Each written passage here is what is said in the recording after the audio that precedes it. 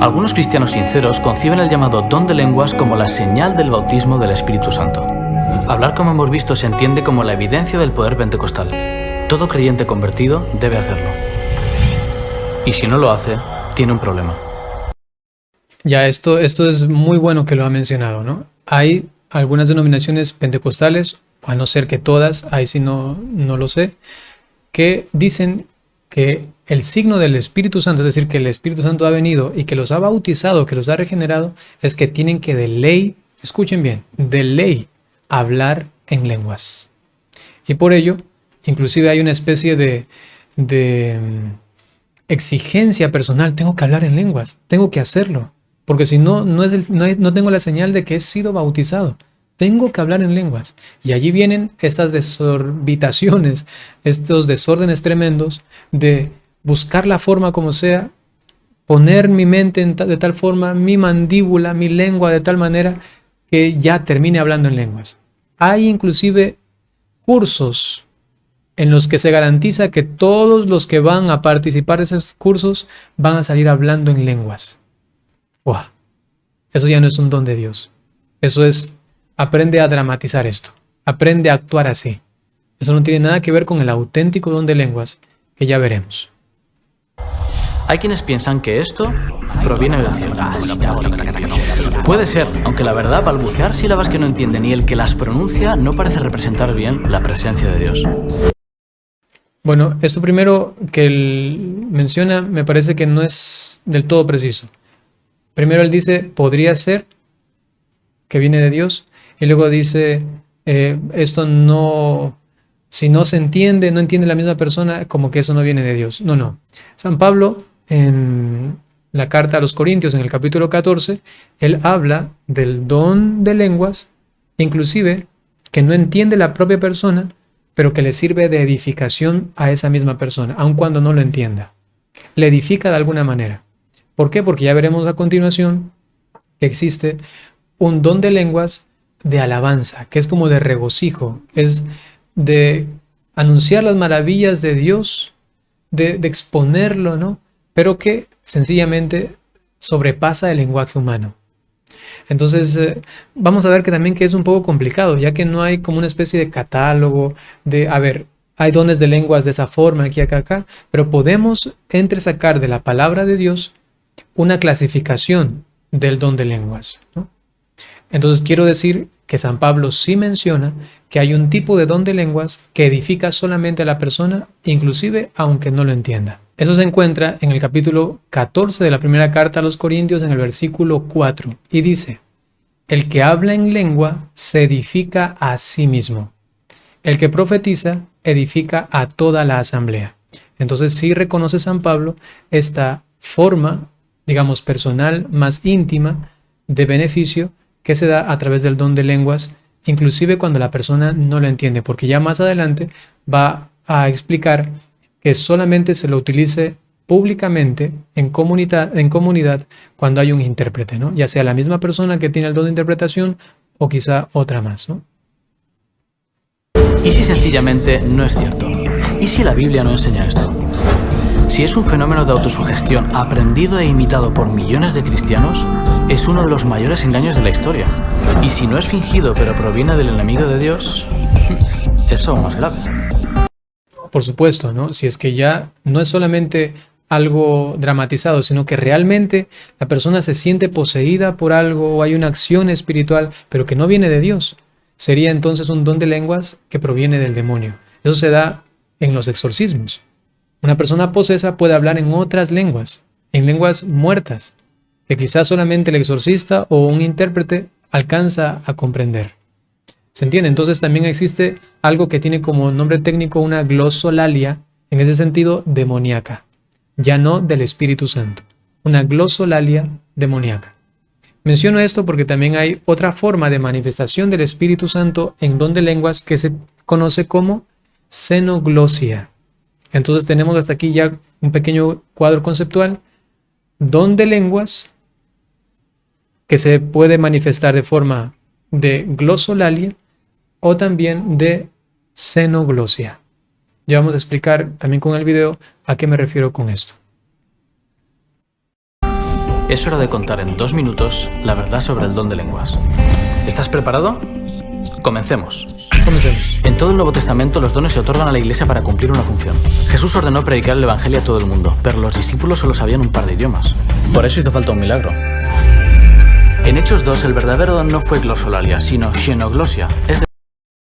Entonces ahí menciona también él la xenoglosia. Pero antes de esto, él ha mencionado algo también importante, que estos dones se los pongan al beneficio, a la edificación de la comunidad. Eso es importantísimo. San Pablo, en la misma carta a los Corintios, capítulo 14, enfatiza en esto. Pues si no hay un intérprete, sencillamente la persona tiene que callarse, porque eso no va a edificar.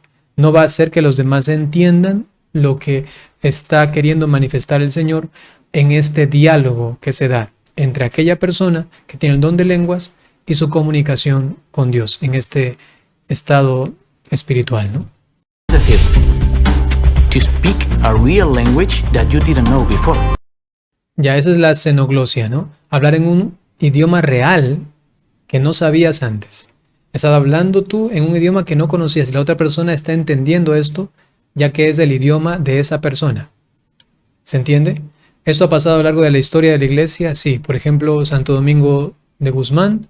Ahora también pienso en el padre Donald Calloway, un sacerdote que actualmente está vivo. Él da el testimonio de que estaba dando una conferencia en una cárcel, en una prisión, y que un prisionero no estadounidense, sino colombiano, le había entendido todo lo que dijo, aun cuando el padre había hablado en inglés. Y este colombiano no sabía inglés. Sin embargo, pudo entender en su idioma, en español, lo que el padre decía. Esto es xenoglosia. Y eso también es un don del Espíritu Santo y se conoce como también don de lenguas, lo que sucede en Hechos de los Apóstoles, después de Pentecostés. Por otro lado, en Hechos 10, versículo 46 y en Hechos 19, versículo 6, también hay una manifestación de el don de lenguas. El uno, este don de lenguas unido a la glorificación a Dios. Dice literalmente Hechos 10, 46. Pues les oían hablar en lenguas y glorificar a Dios.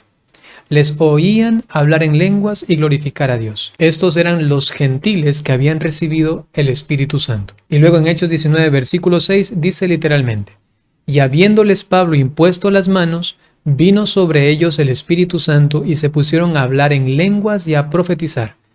En Hechos 10 se habla de un don de lenguas unido a la glorificación a Dios. Y en Hechos 19, en cambio, el don de lenguas está unido con la profecía.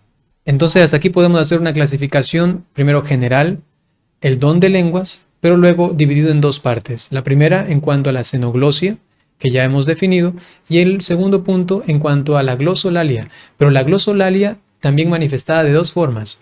La una en cuanto a alabanza, glorificación a Dios, y la segunda unida a la profecía. Como se darán cuenta, no hay una especificación más grande al respecto de esto en el Nuevo Testamento. No se nos dice se clasifica de esa manera y hay que considerarlo así, así, así, sino que más bien se ha entresacado de la vivencia que tuvieron los apóstoles, la primera comunidad cristiana. Y esto es porque justamente cuando San Pablo habla específicamente del don de lenguas, lo categoriza como en un don evidentemente hermoso, maravilloso, pero no más importante que otros muchos dones. Y como no es tan importante, entonces no se profundiza muchísimo al respecto. Continuemos. En Hechos 10 y 19 ocurren casos similares. Era un símbolo útil para los no creyentes. Pero en los capítulos 4, 8 y 9 se derramó el Espíritu Santo y no hubo don de lenguas. ¿Por qué? Porque no había extranjeros y por tanto no hacía falta. Claro, la xenoglosia se da siempre cuando el otro no entiende el idioma, ¿no?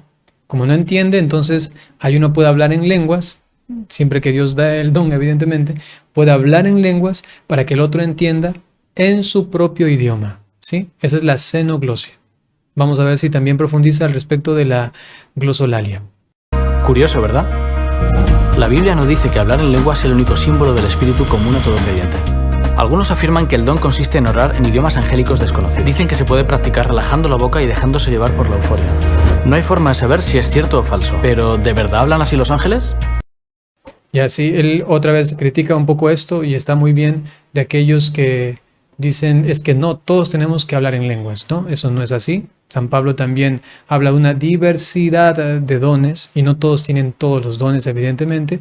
Y segundo, que hay también por ahí como técnicas para poder llegar a hablar en lenguas. Esto es realmente una falta de respeto, ¿no? a lo sagrado, de querer yo hacerlo con mis propias fuerzas, empeño, deseo, ganas. Esto no es para nada espiritual. En la Universidad de Pensilvania se demostró que al hablar estas lenguas no se activan las áreas cerebrales del lenguaje. El motivo es sencillo, no es ninguna forma de comunicación. Y 1 Corintios 14, ¿cómo se explica? Ya en el capítulo 3 se le reprocha a esta iglesia inmadurez espiritual, celos, contiendas y disensiones. En Corinto había tradición de ritos hablando lenguas de los dioses. Al mezclarse el don real con las creencias paganas, resultaba difícil poner orden en la iglesia desde la distancia. Eso es verdad, ¿no? Habían algunas culturas también en las que supuestamente se eran poseídos por los dioses y entonces los dioses comunicaban cosas también en otras lenguas, ¿no? Pero evidentemente hay una radical diferencia. La fuente, la xenoglosia demoníaca, esos falsos dioses que pudieron haber utilizado a personas para hablar cosas raras, eso se da hasta en los exorcismos. Y por otro lado está la xenoglosia, evidentemente venida del Espíritu Santo. Entonces sí, en este contexto pudo haber faltado criterios de discernimiento y a veces hasta alguna confusión al respecto del don de lenguas, y por eso es que San Pablo luego a esta comunidad específica de Corinto le va a decir, tienes que seguir estas directrices, ¿no? ¿Cómo juzgar si alguien dice orar a Dios en un idioma desconocido? Pablo sabiamente asume las creencias de los corintios debatiendo con lógica desde su punto de vista. Pero cierra el caso en el versículo 28. Si no hay intérprete, que se calle. Aun cuando no lo dice esta persona directamente, está como dando a entender de que este don en la comunidad de Corinto no era real. Y que San Pablo solamente dice, para librarme de esto voy a coger una estrategia. Les voy a decir que solamente si alguien interpreta, van a hablar, ¿no? en lenguas. Como diciendo, les entiendo que ustedes están confundidos con esos actos paganos de por allá. Les entiendo y voy a poner esta directriz y así todos se van a callar, ¿no? Y ese no es el sentido. El sentido está de que realmente hay el don, realmente se manifiesta el Espíritu Santo así, y San Pablo quiere ordenar la situación. No es, como parece un poco que él lo presenta, que es sencillamente una cuestión cultural que había allí y San Pablo lo va a terminar con una jugada maestra para que nadie hable. Y así ya no proliferen estas cosas solamente culturales, paganas que ellos iban arrastrando, ¿no? Hay que tener cuidado, ¿no? Realmente existía ese don en esa comunidad y San Pablo él mismo lo dice. Hay quienes utilizan este don y se edifican a sí mismos. San Pablo mismo dice, yo mismo lo tengo, al don de lenguas, en ese mismo capítulo 14 de la primera carta a los Corintios. Entonces, estamos hablando de un don real, distinto a este otro pagano, y que San Pablo está ordenándolo. Es una jugada maestra, porque si es un idioma real, podrá ser interpretado siempre. Pablo reduce al ámbito de lo privado una experiencia subjetiva e inverificable para proteger a la Iglesia. Y dice en el versículo 13, si alguien habla en lengua, pida en oración interpretarla. Es que si no, no está orando con su mente. Y por tanto, no sirve para nada. Ya esto de no sirve para nada, no lo dice San Pablo. No dice no sirve para nada, sino que no sirve para edificación de la comunidad. La glosolalia, el don de lenguas, con palabras que no se entienden, porque atención, repito para aquellos que quizás no cogieron el hilo de esto, la xenoglosia es para que la otra persona entienda, ¿sí? Cuando yo no hablo su lenguaje, pero la otra me entiende. En cambio, la glosolalia, que también entra dentro de los dones de lenguas, la glosolalia, en cambio, no se entiende y necesita de un intérprete, ¿sí? Nadie entiende, solamente el que tiene el don de interpretar. Y entonces no es que no sirve para nada, sino que solamente sirve de beneficio de la persona que lo tiene. Entonces, si se dan cuenta, aquí estamos hablando de algunas formas o situaciones, circunstancias en las que se da este don de lengua. Xenoglosia, glosolalia, unida a la profecía, glosolalia unida a la alabanza, glosolalia que edifica a los demás cuando hay intérprete, glosolalia que solamente edifica a la persona aun cuando no lo entienda y no haya ningún intérprete. Se entiende que es una cuestión delicada, difícil, que no es tan fácil de decir ya los que tienen un de lenguas por ahí, utilícenlo, los que no, no. Hay una situación aquí que definitivamente requiere de la intervención del obispo, o por lo menos de un sacerdote que entienda esto para que pueda direccionar, como San Pablo hizo con los corintios, pues ordenar esto, porque no hay un espíritu de desorden, eso es del demonio, sino que el espíritu de Dios es de orden.